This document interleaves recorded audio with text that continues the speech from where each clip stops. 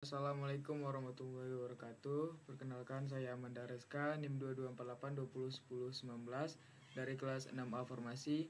Di sini saya akan menjelaskan materi tentang teknologi bahan alam, yaitu pemilihan dan penyiapan bahan tahapan pembuatan simplisia serta ekstraksi bahan alam. Pemilihan dan penyiapan bahan. Pemilihan bahan harus dilakukan dengan mengamati taksonomi dari tanaman yang diinginkan. Taksonomi merupakan ilmu tentang penanaman, penggambaran, dan penggolongan organisme atau tumbuhan, hewan, mikroorganisme, dan jamur. Faktor yang mempengaruhi senyawa pada tumbuhan yaitu musim, kadar air, intensitas paparan matahari, kondisi tanah, pH, alkalin, atau mikroorganisme.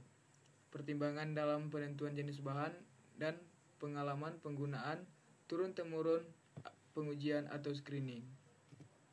Selanjutnya untuk penyiapan bahannya, pada saat pemanenan, bahan baku dapat berupa bahan herbal atau keseluruhan atau hanya bagian-bagian tertentu tanaman seperti daun, batang, akar, bunga, dan lain-lain.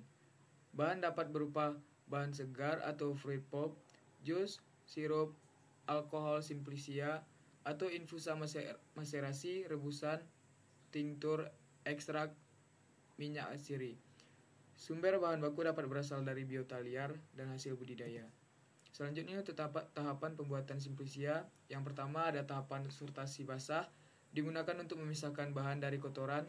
Yang kedua pencucian, dilakukan dengan air bersih yang mengalir dan dikeringkan. Selanjutnya perajangan, yaitu dengan memotong atau memperkecil ukuran bahan simplisia agar mempermudah dalam pengeringan dan pengemasan. Selanjutnya yang keempat yaitu pengeringan. Pengeringan dapat dilakukan dengan sinar matahari, kiring angin, oven atau dalam suhu 60 derajat Celcius, microwave drying. Selanjutnya untuk yang kelima yaitu pengecilan ukuran. Pengecilan ukuran dapat dilakukan dengan gunting, pisau, blender, atau mortar. Yang selanjutnya untuk yang tahapan keenam yaitu sortasi kering, dilakukan dengan pengemasan untuk memastikan simplisia bebas dari kotoran. Yang ketujuh, pemeriksaan mutu, dilakukan dengan identifikasi taksonomi, analisis fisika, kimia, mikrobiologi.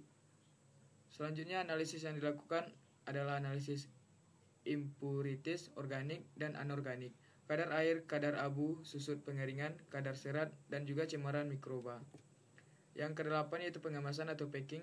Pengemasan tergantung pada tempat tujuan, cara pengangkutan, perkiraan lama perjalanan. Selanjutnya untuk penyimpanan, gudang penyimpanan simplisia harus tahan api, konstruksi baja, tahan panas, dan anti rayap agar mencegah kerusakan akibat cahaya, oksigen udara, dan reaksi kimia, serta pengontrolan lainnya. Untuk materi selanjutnya yaitu ekstraksi. Ekstraksi adalah pengambilan senyawa metabolit sekunder untuk dipisahkan dari ampasnya.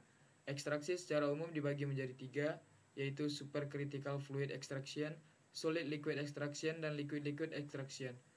Tahapan proses ekstraksi yaitu yang pertama pelarut masuk ke dalam sel, selanjutnya pelarut melarutkan senyawa metabolit, dan yang terakhir pelarut bersama metabolit dikeluarkan dari bahan penghasilnya. Selanjutnya metode ekstraksi. Yang pertama yaitu metode maserasi. Kelemahannya waktunya yang sangat lama, senyawa rusak karena terlalu lama dengan pelarut. Sedangkan untuk kelebihannya yaitu teknologinya sederhana, senyawa tidak rusak karena panas. Yang kedua selanjutnya yaitu perlokasi. Untuk metode ini kelemahannya lebih banyak pelarut, senyawa sulit tersari, mudah tersumbat. Sedangkan untuk kelebihannya yaitu teknologinya sederhana, waktunya lebih singkat. Yang selanjutnya metode ekstraksi dengan reflux.